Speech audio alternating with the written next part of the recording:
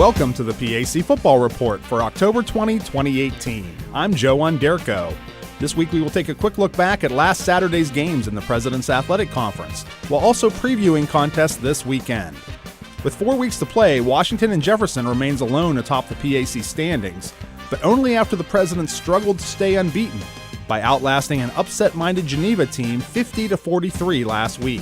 In other action, Case Western Reserve bounced back from its first loss with a 37-7 home decision over St. Vincent.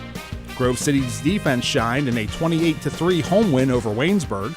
Carnegie Mellon edged Bethany 17-14, while Westminster kept Thiel winless with a 49-7 decision over the Tomcats.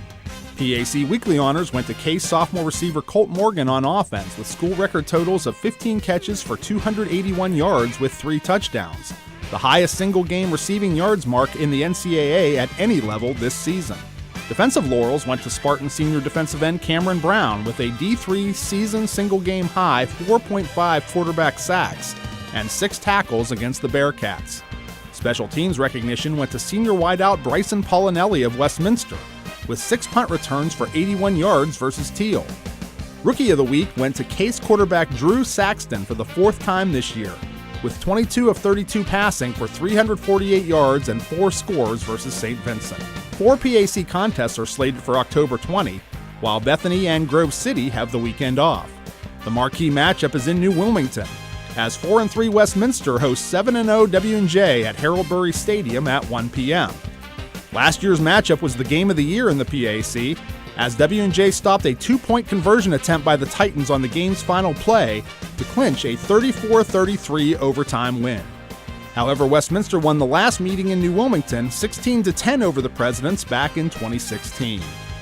In other action, 5-1 Case Western Reserve travels to Beaver Falls to face 2-4 Geneva under the lights at Reeves Field at 7 p.m. The Spartans have won all 3 meetings with the GT since re-entering the PAC in 2014, including rolling to a 45-7 win a year ago. Veteran Geneva head coach Geneo DeMarco says that the program's near upset of W&J last week has his players believing they can compete with anyone in the league. Well, obviously, our kids have shown a great deal of resolve throughout the year. And every coach talks about overcoming adversity. Every program has it. And Greg has done just a tremendous job at Case. I think they're one of the most disciplined, well-coached, athletic football teams in our league. St. Vincent returns home to Chuck Knoll Field in Latrobe as the 1-5 Bearcats host 3-4 Waynesburg at 1 p.m. It's the 37th all-time meeting in a series that dates back to 1929, with Waynesburg posting a 31-21 win over the Bearcats in the last meeting in 2017.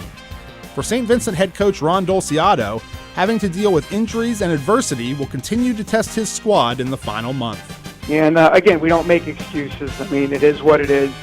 We've had our share of injuries, and really every injury that we have really gives a person on our team that has worked really hard an opportunity to show what they can do. So, we move on. Finally, Thiel looks to break its skid as the 0-7 Tomcats return home to Alumni Stadium in Greenville for a matchup with 3-3 Carnegie Mellon at 1 p.m.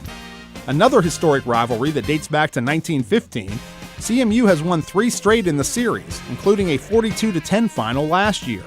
The last Thiel win over the Tartans was a 40-27 final in 2014. Tomcat head coach Dan Blume talks about the importance of his team finishing strong in a disappointing season.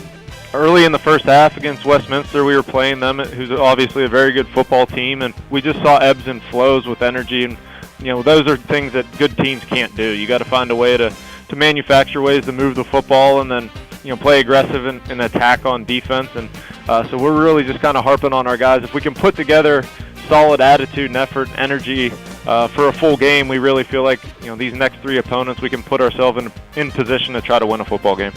That's all for this edition of the PAC Football Report. Please log on to the conference website at www.pacathletics.org anytime for the latest news, scores, statistics, and other information. You can also follow us on social media via Facebook, Twitter, and Instagram, with links available at the PAC website. I'm Joe Onderko. Thanks for listening, and we'll see you at the stadium.